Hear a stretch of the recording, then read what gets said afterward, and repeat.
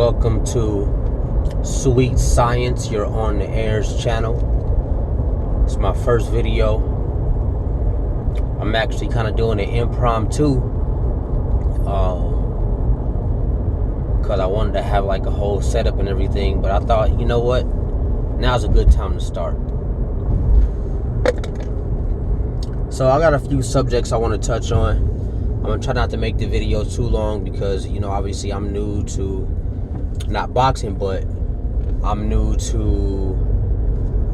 you know, the YouTube thing as far as starting a channel and things like that. So again, man, the name is Sweet Science, you're on the air, and it's a few subjects I wanted to touch on. The first thing that comes to mind and what I want to talk about first actually is the Canelo Kovalev fight. Now, up until recently, I think that I had, I had Canelo Alvarez as number one on my pound for pound list. Number one. You know, I think Canelo's he's a great boxer.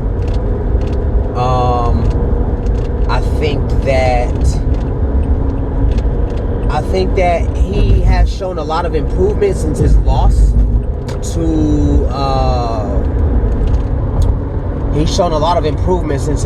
to Floyd Mayweather. That's his only professional loss. You know, he's gotten slicker, he's gotten better with the defense. I think he's just improved all around. And he definitely for a time held the number one pound for pound spot to me. Great resume in addition. But where it started to fall apart for me, the beginning of, I don't want to call it the end for Canelo because, you know, I think he has a lot left in his tank, so he has a long way to go before he hangs it up. But when it first started to fall apart for me, and I made excuses for him, was for the whole clenbuterol scandal before Canelo Triple G2. And, you know, I'm not for PEDs. No one should be in the sport. We want to keep the sport clean. We want to keep all the fighters on a level playing field. So I, in no way, shape, or form do I support PEDs. But I will say that, you know, I'll give you an example. Now, don't get me wrong. Two wrongs don't make a right, and it doesn't make anyone any less bad, you know, based on its functions. But I'll give you an example. Dillian White, whom of which we never got that B sample, tested positive for D-ball. Now, I don't need a B sample. If you have an A sample, to me, that tested positive for D-ball, you know, they get on Wilder for saying that he wants a body on his record, or he might end up with a body on his record. But this dude, like, if you can already kill somebody off top in boxing. You know, you can't play boxing. Boxing is a dangerous sport. So if you are using performance-enhancing drugs that make you stronger, make you faster, give you better stamina, and a performance-enhancing drug like D-ball, which ultimately makes your cracks a lot harder, like, you know,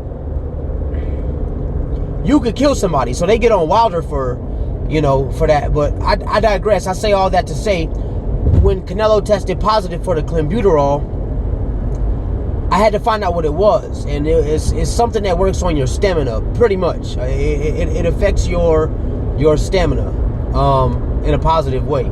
And if you notice, Canelo gashes out in a lot of his fights. So you know, I would presume that the reason why they chose that specific PED is because Canelo has stamina issues. Now, is that as bad as taking a PED that gives you a power increase or makes you faster, or you punch an opponent more times? Not necessarily. I mean, it's still bad because, you know, it could give that man super wind, you know. And that dude could possibly fight 50 rounds before he before he run out of gas. So I definitely am not agreeing with clenbuterol, but there's a lot worse things out there. You know what I'm saying? So once that happened, I defended him. I said I went along with his story. It was in the meat. It was in the tacos. Shout out to my man X. He ate the meat. Pause.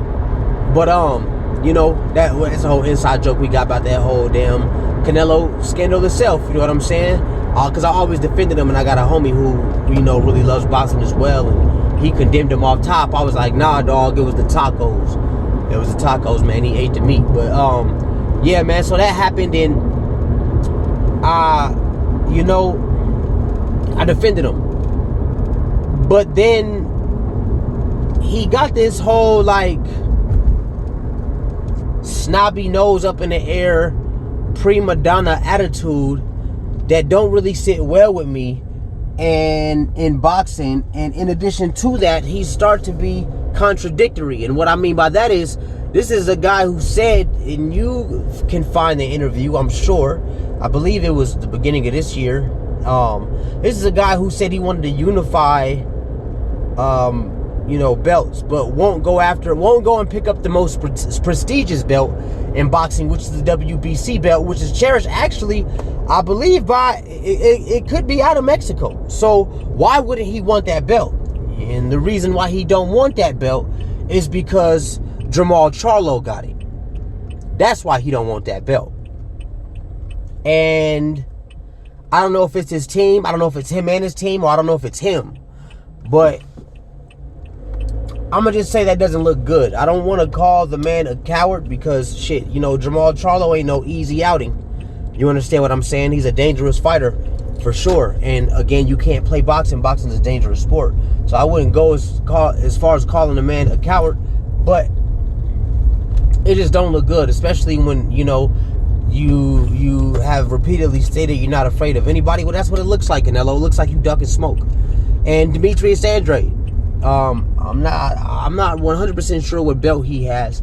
I want to say the WBO, but I could be wrong on that. More than likely I am. But I know he has a belt. I know that. And Demetrius and Jamal are both at 160. So how is Canelo hopping around doing all these goofy ass fights? Nobody wants to see you fight Rocky Fielding. Who is that? Nobody wants to see you fight Rocky Fielding. You know what I'm saying? People, and what I don't like about casuals who don't know shit about boxing, they come out of nowhere and come out of the woodworks, and all of a sudden everybody's a boxing expert.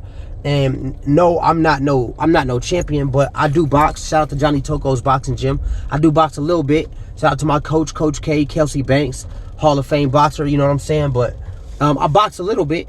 But all of a sudden, it's like when these scenarios come up, everybody's a boxing expert. And,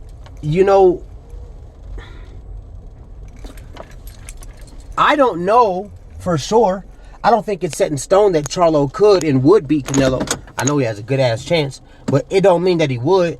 And it's not set in stone that Demetrius Andrade would, but I know he has a good-ass chance. When you look at the styles that give Canelo problems and what he has the most trouble with, is usually, and I hate for it to sound that way, but it's usually black fighters, certain black fighters, and their style. If the sweet science and the object of boxing is to hit and not get hit. So when Canelo fights somebody who's slick and can fight on the outside and doesn't really like to come forward, Canelo likes come forward fighters. If you're not a come forward fighter and you actually utilize the ring to your advantage, he has a problem with that. He has a problem with that, and he has a lot more of a problem with that if you got power and pop as well. You know what I'm saying? So,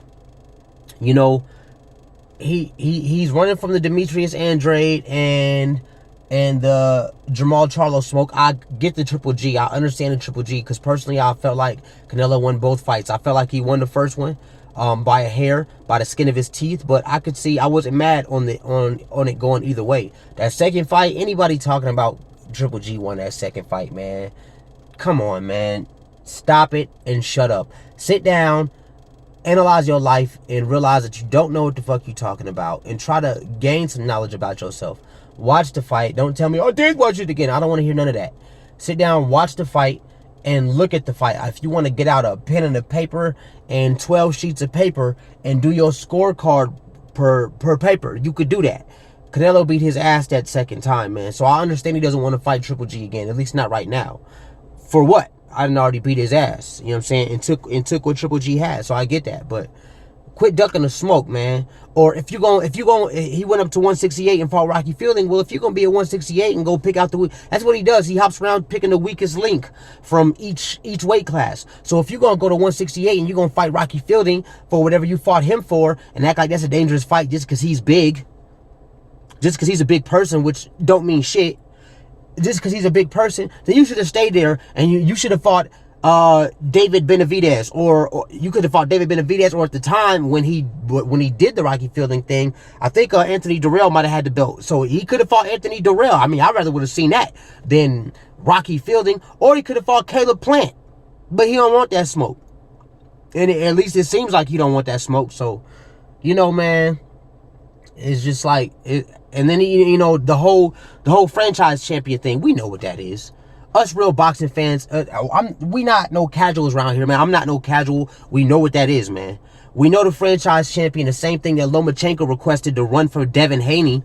We know that franchise champion is just a way to say, hey, I got certain guys in the division that I don't want to fight, so I need a title that's going to protect me from fighting them. Something that we could throw out there in case people bring him up in interviews, or I run into him, or any of these sanctioning bodies try to put a mandate on. I definitely got guys I want to stay away from, and that's what the franchise championship is. Lomachenko requested that to run from Devin Haney, and they just bestowed it upon Canelo Alvarez for whatever reason.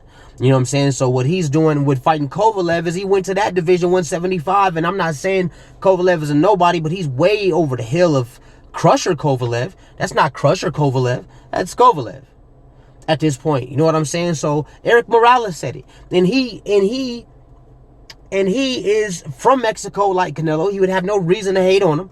You know what I'm saying? I don't feel like it came from a place of hate. I feel like he was speaking his mind. He was speaking from the heart, man. He said Canelo hop around picking the weakest link out. The weakest links. And right now at 175, man, I don't know if Kovalev's the weakest link, but he's definitely one of the weaker links. Well, I would have respected Canelo's move to 175 if he would have fought Better BF. Don't use his name to clout chase. You know what I'm saying? Canelo's camp. Don't use his name. Don't use Better BF's name to clout chase. If he would have went to 175 and fought Better BF, I would have been with that. But he went to 175 and fought Kovalev, who almost got stopped by a guy who don't even spar in Anthony Yard. Now, you could say, but Anthony Yard, I don't care about none of that, man. Who has Anthony Yard beat? Who has he fought? Just because he's buff and he's big don't mean shit. We seen what happened to Anthony Joshua by Andy Ruiz. Knocked the man down 4 times and made him quit against the ropes. You know what I'm saying? He virtually, in a nutshell, said no mas. Not literally, but that was his body language. No mas. So, you know, we about to see them run it back. But, yeah, man. So, this is my first video. Sweet Science You on the air. Again, my first topic was basically Canelo Kovalev. I know I was a little bit all over the place, but this is my first video of many more. But, yeah, man. So, I still got love for Canelo Alvarez. I still think he's one of the best, but as of right now, man, pound for pound, got to go to somebody like, you know, I can't even say Lomachenko with him running with his franchise championship. So Devin Haney's not there yet. So pound for pound, man, it got to be between Terrence Crawford and Errol Spence Jr. That's just the way it is. You know what I'm saying? So, Sweet Science, you're on the air, and I'm out.